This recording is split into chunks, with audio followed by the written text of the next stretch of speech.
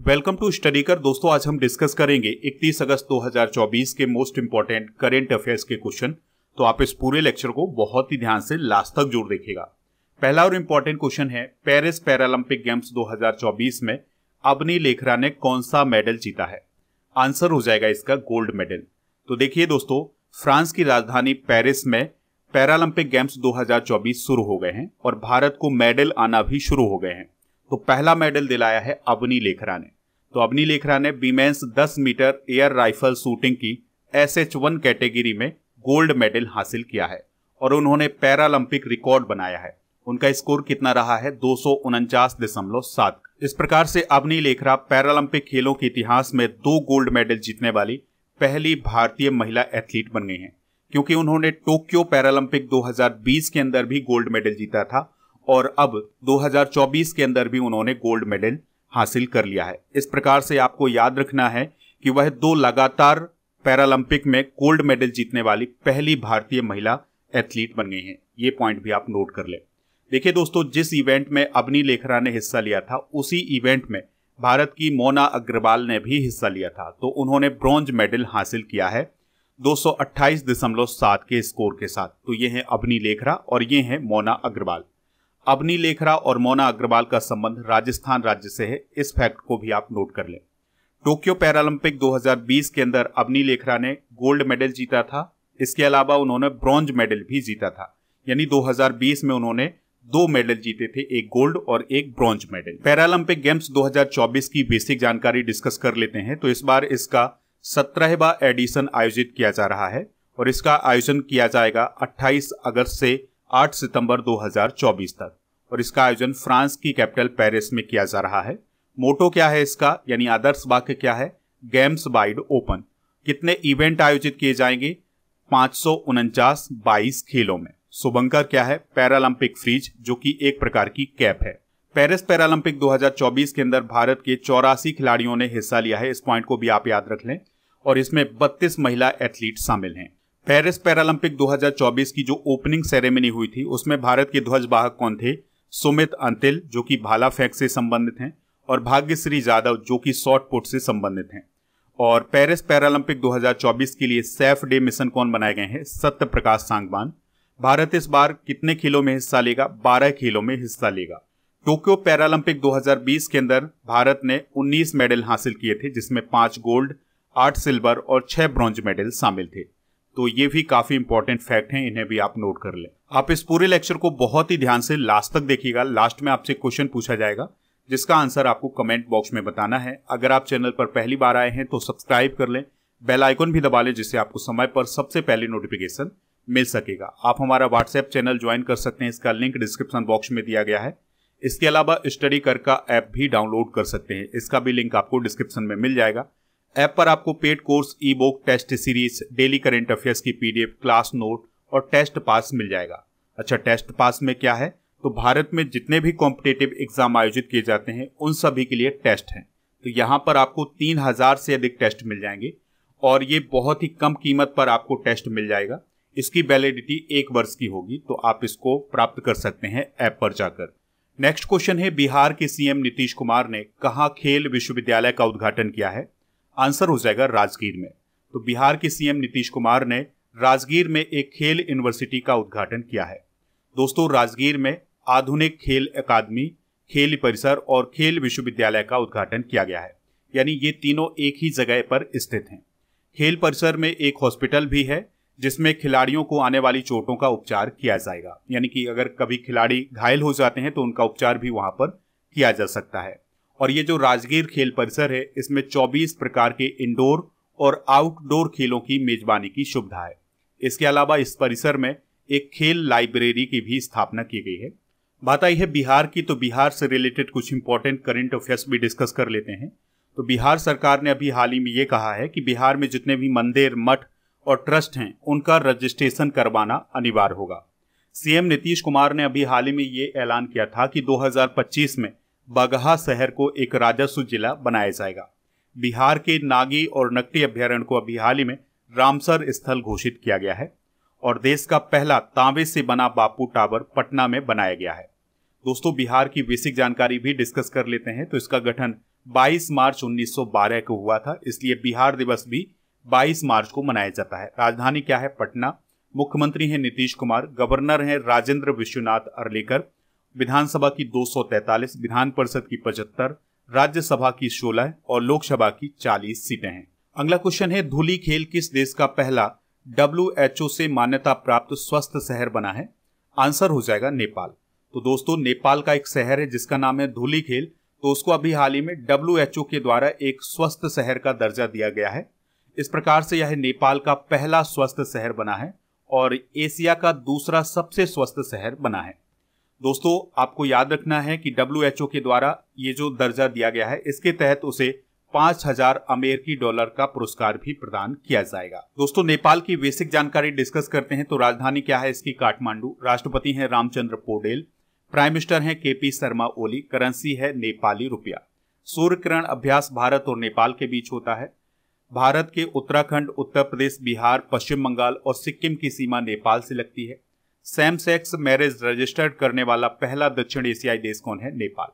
तो यहाँ पर आप नेपाल की लोकेशन देख सकते हैं और उत्तराखंड, उत्तर प्रदेश, बिहार, पश्चिम बंगाल और सिक्किम यहाँ पर स्थित हैं, तो इनकी सीमा नेपाल से लगती है। उत्तर प्रदेश सरकार के द्वारा अभी हाल ही में नेपाल और सीमावर्ती राज्यों में मित्र वन स्थापित करने की घोषणा की गई है। नेपाल की पर्वतारोही पूर्णिमा श्रेष्ठ ने एक ही सीजन में 3 बार माउंट एवरेस्ट पर चढ़ने की उपलब्धि अभी हाल ही में हासिल की है। नेपाल ने पोखरा को अपनी पर्यटन राजधानी बनाने की अभी हाल ही में घोषणा की है और पहला अंतर्राष्ट्रीय इंद्रधनुष पर्यटन सम्मेलन कहाँ आयोजित किया गया था? काठमांडू, नेपाल में। अगला क्वेश्चन है, कोलंबो सुरक्षा सम्मेलन में भारत की ओर से किसने हिस्सा लिया है? आंसर हो जाएगा अजीत डोभाल ने। तो भारत के राष्ट्रीय सुरक्षा सलाहकार हैं अजीत डोभाल जी, तो उन्होंने कोलंबो सुरक्षा सम्मेलन में हिस्सा लिया था और यह सम्मेलन श्रीलंका की कैपिटल कोलंबो में आयोजित किया गया था। बात करते हैं कोलंबो सुरक्षा कॉन्क्लेव की। तो यह हिंद महासागर में एक समुद्री सुरक्षा समूह है जिसका गठन 2011 में किया गया था। इसके 5 मेंबर हैं, बांग्लादेश, भारत, मॉरिशस, मालदीव और श्रीलंका। 2024 में बांग्लादेश पूर्ण सदस्य बना है, इस बात को आपको याद रखना है। और सेशेल्स एक पर्यवेक्षक देश के रूप में हिस्सा लेता है इस कॉन्क्लेव में। इसका सचिवालय कहाँ है? कोलंबो, श्रीलंका में। तो दोस्तों, यहाँ पर आप वर्ल्ड मैप देख पा रहे हैं, ये है एशिया कॉन्टिनेंट और यहाँ पर आपको इंडिया दिखाई देता है, ये है श्रीलंका, ये है यहाँ पर मालदीव और ये है मॉरिशस और ये है बांग्लादेश। तो इन सभी देशों का एक ग्रुप है कौन? कोलंबो सुरक्षा कॉन्क्लेव। चलिए कुछ प्रमुख सम्मेलन डिस्कस कर लेते हैं। तो प्रथम विश्व दृश्य श्रव्य एवं मनोरंजन शिखर सम्मेलन गोवा में आयोजित किया जाएगा। याद रखना है, ये अभी आयोजित नहीं किया गया है, इसका आयोजन किया जाना है। वॉइस ऑफ ग्लोबल साउथ शिखर सम्मेलन 2024 भारत में आयोजित किया गया है। भारत दलहन संगोष्ठी 2024 का आयोजन नई दिल्ली में किया गया है। बिम्स्टेक व्यापार शिखर सम्मेलन नई दिल्ली में आयोजित किया गया है और 5वीं AITIGA संयुक्त समिति की बैठक जकार्ता में आयोजित की गई है। कृषि अर्थशास्त्रियों का 32वां अंतर्राष्ट्रीय सम्मेलन नई दिल्ली में आयोजित किया गया है और विश्व नेताओं का शिखर सम्मेलन 2024 ब्रिटेन की संसद में आयोजित किया गया है। अगला क्वेश्चन है पैरालंपिक खेलों के ट्रैक इवेंट में कोई मेडल जीतने वाली पहली भारतीय एथलीट कौन बनी है? आंसर हो जाएगा प्रीति पाल। तो देखिए, पेरिस पैरालंपिक 2024 के अंदर प्रीति पाल ने ब्रॉन्ज मेडल हासिल किया है महिलाओं की 100 मीटर T35 कैटेगरी रेस में। इस प्रकार से वो पैरालंपिक गेम्स में ट्रैक इवेंट में कोई मेडल जीतने वाली पहली भारतीय एथलीट बन गई हैं। दोस्तों, आपको याद रखना है कि उन्होंने अपनी रेस 14.21 सेकेंड में पूरी की थी। तो इस इवेंट में पहला और दूसरा स्थान चाइना के खिलाड़ियों को मिला है और तीसरा स्थान किसको हासिल हुआ है? प्रीति पाल को। यहाँ पर आप प्रीति पाल को देख सकते हैं। चलिए कुछ और इंपॉर्टेंट फैक्ट डिस्कस करते हैं पैरालंपिक खेलों से रिलेटेड। मुरलीकांत पेटकर पैरालंपिक में मेडल जीतने वाले पहले भारतीय थे। उन्होंने 1972 की हीडलबर्ग खेलों में पुरुषों की 50 मीटर फ्री स्टाइल 3 स्पर्धा में गोल्ड मेडल हासिल किया था। जोगिंदर सिंह वेदी ने 1984 के पैरालंपिक गेम्स में 1 सिल्वर और 2 ब्रॉन्ज मेडल जीते थे और याद रखना है कि उन्होंने शॉट पुट में सिल्वर, जेवलिन थ्रो और डिस्कस थ्रो में ब्रॉन्ज मेडल हासिल किया था। अवनी लेखरा पैरालंपिक में गोल्ड मेडल जीतने वाली पहली भारतीय महिला थी। उन्होंने 2020 के टोक्यो पैरालंपिक के अंदर 10 मीटर एयर राइफल शूटिंग में गोल्ड मेडल हासिल किया था। और याद रखना है कि देवेंद्र झाझरिया पैरालंपिक में 2 गोल्ड मेडल जीतने वाले पहले भारतीय एथलीट हैं। ठीक है, क्योंकि अब अबनी लेखरा ने भी 2 गोल्ड मेडल जीत लिए हैं, इसलिए पहले कौन हो जाएंगे देवेंद्र झाझरिया, दूसरी कौन हो जाएंगी अबनी लेखरा। नेक्स्ट क्वेश्चन आपसे पूछा जा रहा है पीएम मोदी ने किस राज्य में वधावन पोर्ट परियोजना की आधारशिला रखी है? आंसर हो जाएगा महाराष्ट्र। तो पीएम मोदी 30 अगस्त को महाराष्ट्र के दौरे पर गए थे, तो वहां पर उन्होंने कई परियोजनाओं का उद्घाटन और शिलान्यास किया है। इसके अलावा उन्होंने फिनटेक नवाचार का भी शुभारंभ किया है। तो पीएम मोदी ने पालघर में करीब 76,000 करोड़ रुपए की लागत वाली वधावन पोर्ट परियोजना की आधारशिला रखी है। यानी महाराष्ट्र में एक नया पोर्ट बनाया जाएगा, एक नया बंदरगाह बनाया जाएगा जिसका नाम होगा वधावन बंदरगाह, और ये भारत का गहरे पानी का बंदरगाह होगा। और इस बंदरगाह के माध्यम से जो समुद्री कनेक्टिविटी है वो और बढ़ने वाली है। इसके अलावा इस पोर्ट के माध्यम से जो वैश्विक व्यापार है वो और मजबूत होगा। पीएम मोदी ने इस परियोजना की आधारशिला रखने के अलावा मुंबई में ग्लोबल फिनटेक फेस्ट 2024 का शुभारंभ भी किया है। महाराष्ट्र से रिलेटेड कुछ इंपॉर्टेंट करंट अफेयर्स भी डिस्कस कर लेते हैं। तो महाराष्ट्र सरकार के द्वारा जम्मू कश्मीर में पर्यटन के लिए जमीन खरीदी गई है। इस प्रकार से जम्मू कश्मीर में पर्यटन के लिए जमीन खरीदने वाला पहला राज्य कौन है? महाराष्ट्र। महाराष्ट्र के पहले बाल अनुकूल पुलिस स्टेशन को धुले में खोला गया है। महाराष्ट्र के अहमदनगर में प्रवरा नदी पर नीलबंडे बांध का निर्माण किया जाएगा। महाराष्ट्र ने भगवान बिरसा मुंडा सड़क योजना की अभी हाल ही में घोषणा की है। महाराष्ट्र में लेक लड़की योजना और नमो शेतकारी महासम्मान निधि योजना की शुरुआत की गई है। इसके अलावा अभी हाल ही में महाराष्ट्र को सर्वश्रेष्ठ कृषि राज्य पुरस्कार भी प्राप्त हुआ है। अगला क्वेश्चन है पेरिस पैरालंपिक 2024 में मनीष नरवाल ने कौन सा मेडल जीता है? आंसर हो जाएगा सिल्वर मेडल। तो देखिए 30 अगस्त 2024 को भारत को पेरिस पैरालंपिक 2024 में 4 मेडल मिले हैं। तो 1 गोल्ड मेडल मिला है, 1 सिल्वर मेडल और 2 ब्रॉन्ज मेडल मिले हैं। ठीक है, इस प्रकार से 4 मेडल मिले हैं 30 अगस्त 2024 को। तो मनीष नरवाल ने मेंस 10 मीटर एयर पिस्टल की SH1 कैटेगरी में सिल्वर मेडल हासिल किया है। उन्होंने 234.9 का स्कोर हासिल करके दूसरा स्थान हासिल किया है। और आपको याद रखना है कि मनीष ने पैरालंपिक के अलावा 2022 के एशियाई पैरा गेम्स में 10 मीटर एयर पिस्टल में ब्रॉन्ज मेडल भी हासिल किया था। उन्हें 2020 में अर्जुन अवार्ड से सम्मानित किया गया था। और मनीष नरवाल का संबंध किस राज्य से है? हरियाणा राज्य से। अगला क्वेश्चन है हाल ही में सी बॉक्स पोर्टल किसने लॉन्च किया है? आंसर हो जाएगा अन्नपूर्णा देवी ने। तो केंद्र सरकार में महिला एवं बाल विकास मंत्री हैं अन्नपूर्णा देवी जी, तो उनके द्वारा सी बॉक्स पोर्टल लॉन्च किया गया है। इसका उद्देश्य है महिलाओं के लिए कार्यस्थलों को सुरक्षित बनाना, यानी महिलाएं जहां भी काम करती हैं उन स्थलों को सुरक्षित बनाने के लिए सी बॉक्स पोर्टल लॉन्च किया गया है। इस पोर्टल के माध्यम से कामकाजी महिलाएं अपनी शिकायतें दर्ज करा सकती हैं और उसका स्टेटस भी देख सकती हैं, यानी उसकी निगरानी भी कर सकती हैं। तो अभी आपको पता होगा कि कोलकाता में एक हॉस्पिटल में रेप और मर्डर का केस हुआ है। उसके बाद केंद्र सरकार के द्वारा सी बॉक्स पोर्टल लॉन्च किया गया है। चलिए दोस्तों कुछ ऐप और पोर्टल भी डिस्कस कर लेते हैं, जैसे हाथी ऐप असम सरकार के द्वारा, ई एविडेंस ऐप राजस्थान पुलिस के द्वारा, लोकपथ ऐप मध्य प्रदेश सरकार के द्वारा, वॉलेट ऐप गूगल के द्वारा, उपस्थिति ऐप झारखंड सरकार के द्वारा, ई साक्ष्य और न्याय सेतु ऐप केंद्रीय गृह मंत्रालय, न्याय श्रुति और ई समन ऐप भी केंद्रीय गृह मंत्रालय के द्वारा लॉन्च किए गए हैं। संज्ञान ऐप रेलवे सुरक्षा बल, प्रॉम्प्ट DRIPS और जल विद्युत DPR को किसने लॉन्च किया है? केंद्रीय ऊर्जा मंत्रालय ने। फ्लड वॉच इंडिया 2.0 ऐप जल शक्ति मंत्रालय के द्वारा अभी हाल ही में लॉन्च किया गया है। अगला क्वेश्चन है हुरून इंडिया रिच लिस्ट 2024 के अनुसार सबसे धनवान फैमिली कौन बनी है? आंसर हो जाएगा गौतम अडानी एंड फैमिली। तो अभी हाल ही में हुरून इंडिया रिच लिस्ट 2024 को जारी किया गया है। तो इसमें यह बताया गया है कि गौतम अडानी एंड फैमिली ने पिछले साल की तुलना में संपत्ति में 95% की ग्रोथ हासिल की है। और गौतम अडानी और उनकी फैमिली की जो कुल संपत्ति है वो एक साल में 11.62 लाख करोड़ रुपए हो गई है। दोस्तों हुरून इंडिया रिच लिस्ट 2024 की धनवान फैमिली देख लेते हैं। तो पहले स्थान पर गौतम अडानी एंड फैमिली, दूसरे स्थान पर मुकेश अंबानी एंड फैमिली, तीसरे स्थान पर शिव नादार एंड फैमिली, चौथे स्थान पर साइरस पूनावाला एंड फैमिली और 5वें स्थान पर दिलीप संघवी और 6ठे स्थान पर कुमार मंगलम बिरला एंड फैमिली है। तो ये लिस्ट भी आप नोट कर लें। चलिए कुछ इंपॉर्टेंट सूचकांक डिस्कस करते हैं। तो अभी हाल ही में हैंडले पासपोर्ट इंडेक्स 2024 को जारी किया गया था जुलाई 2024 में। तो इसमें पहला स्थान सिंगापुर का और भारत का स्थान 82वां रहा है। ग्लोबल लिवेबिलिटी इंडेक्स 2024 में पहला स्थान वियना ऑस्ट्रिया का रहा है और सबसे खराब शहर रहा है दमिश्क जो कि सीरिया का शहर है। मर्सर के 2024 के कॉस्ट ऑफ लिविंग सर्वे में पहला स्थान हांगकांग का और मुंबई का 136वां स्थान रहा है। ग्लोबल जेंडर गैप इंडेक्स में भारत का 129वां और पहला स्थान आइसलैंड का रहा है। लॉजिस्टिक्स परफॉर्मेंस इंडेक्स 2023 में जिसको विश्व बैंक के द्वारा जारी किया गया है उसमें भारत का 38वां और पहला स्थान सिंगापुर का रहा है। अगला क्वेश्चन है एससीओ के council of heads of government की बैठक 15-16 अक्टूबर को किस देश में होगी? आंसर हो जाएगा पाकिस्तान में।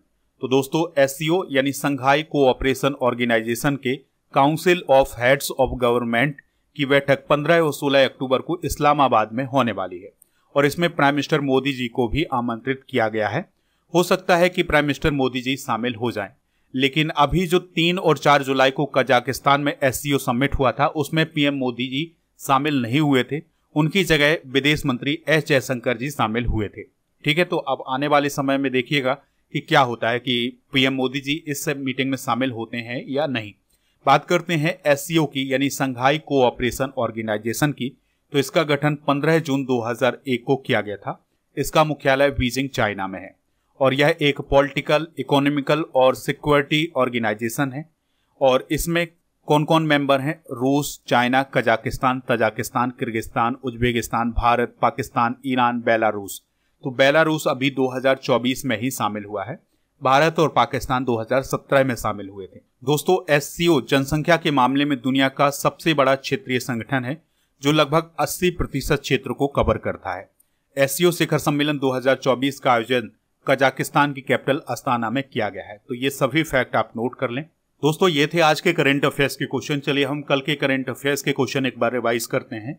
राष्ट्रीय खेल दिवस कब मनाया जाता है? 29 अगस्त को। बीएसएफ के महानिदेशक कौन बने हैं? दलजीत सिंह चौधरी। किस राज्य में मुस्लिम शादी और तलाक का रजिस्ट्रेशन अनिवार्य किया गया है? असम। भारत की दूसरी परमाणु मिसाइल पनडुब्बी कौन है जिसे हाल ही में नौसेना में कमीशन किया गया है? आईएनएस अरिघात। 61वीं भारतीय शतरंज चैंपियनशिप किसने जीती है? कार्तिक वेंकटरमन ने। किस राज्य में मुस्लिम शादी और तलाक का रजिस्ट्रेशन अनिवार्य किया गया है? असम। सीआईएसएफ के महानिदेशक कौन बने हैं? आर एस भट्टी। हाल ही में लखनऊ मंडल के कितने रेलवे स्टेशनों का नाम बदला गया है? 8। जोसेफ परेरा सीएए 2019 के तहत नागरिकता प्राप्त करने वाले किस राज्य के पहले व्यक्ति बने हैं? Goa. Under 20 Saif football championship 2024 का खिताब किसने जीता है? बांग्लादेश ने। आज के जनरल नॉलेज के पिटारे में विश्व में सर्वाधिक बड़ा, छोटा, लंबा और ऊंचा डिस्कस करेंगे। जैसे विश्व का सबसे बड़ा द्वीप कौन है? ग्रीनलैंड। विश्व का सबसे बड़ा द्वीप समूह कौन है? इंडोनेशिया। और विश्व की सबसे लंबी नदी कौन है? नील नदी, जिसकी लंबाई लगभग 6650 किलोमीटर की है। विश्व की सबसे बड़ी अफवाह क्षेत्र वाली नदी कौन है? अमेजन। विश्व की सबसे बड़ी सहायक नदी कौन है? मेडिरा, जो कि अमेजन की सहायक नदी है। विश्व की सबसे व्यस्त व्यापारिक नदी कौन है? राइन नदी। विश्व की सबसे बड़ी नहर कौन है? सुएज नहर, जो कि मिस्र देश के नियंत्रण में है। और विश्व का सबसे छोटा देश कौन है? Vatican city. विश्व की सबसे लंबी पर्वतमाला कौन है? एंडीज, जो कि दक्षिण अमेरिका में है। और विश्व का सबसे ठंडा स्थान कौन है? वोस्टोक, जो कि अंटार्कटिका में है। विश्व की सबसे बड़ी खारे पानी की झील कौन है? कैस्पियन सागर। विश्व की सबसे गहरी झील कौन है? वैकाल झील, जो कि रसिया में है। विश्व की सबसे बड़ी कृत्रिम झील कौन है? वोल्गा झील, जो कि रसिया में है। विश्व का सबसे बड़ा डेल्टा कौन है? सुंदरबन डेल्टा। विश्व का सबसे बड़ा चिड़ियाघर कौन है? क्रूजर नेशनल पार्क, जो कि दक्षिण अफ्रीका में है। और विश्व का सबसे विशाल मंदिर कौन है? अंकोर वाट का मंदिर, जो कि कंबोडिया में है। कल के करंट अफेयर्स में आपसे पूछा गया था कि माजुली द्वीप किस नदी में है, तो वो ब्रह्मपुत्र नदी में है। तो लगभग सभी लोगों ने इसका आंसर ब्रह्मपुत्र नदी बताया हुआ है। आज का क्वेश्चन है सूर्य किरण अभ्यास भारत और किस देश के बीच होता है? जो भी इसका राइटर्स हो कमेंट बॉक्स में जरूर बताएं। इसके अलावा पीडीएफ के लिए आप हमारे टेलीग्राम चैनल को ज्वाइन कर लें। इसका लिंक डिस्क्रिप्शन बॉक्स में दिया गया है, या फिर आप टेलीग्राम पर जाएं और स्टडी कर ऑफिशियल सर्च कर लें तो वहां पर चैनल मिल जाएगा, वहीं पर आपको पीडीएफ भी मिल जाएगा। स्टडी करके ऐप को डाउनलोड कर लें। यहाँ पर आपको paid course, e book, test series, daily current affairs की पीडीएफ के अलावा जनवरी 2024 से लेकर अगस्त 2024 तक के करंट अफेयर्स की ई बुक मिल जाएगी, जिसमें 500 MCQs इंक्लूड किए गए हैं करंट अफेयर्स के। तो इसको आप वहां से प्राप्त कर सकते हैं। जुलाई 2024 के करंट अफेयर्स की बुक भी आपको वहां पर मिल जाएगी। और दोस्तों डेली करंट अफेयर्स का टेस्ट भी आपको ऐप पर मिल जाएगा। तो ये डेली आयोजित किया जाता है, तो इसको आप जरूर प्राप्त कर लें ऐप से। जैसे ही टेस्ट सीरीज वाले ऑप्शन पर जाएंगे तो आपको ये डेली करंट अफेयर्स का टेस्ट मिल जाएगा। ई बुक वाले ऑप्शन पर जाएंगे तो आपको monthly current affairs, yearly current affairs और हाफ ईयरली करंट अफेयर्स के अलावा जीके की ई बुक भी मिल जाएगी, जो कि आपके एग्जाम के लिए काफी इंपॉर्टेंट होगी।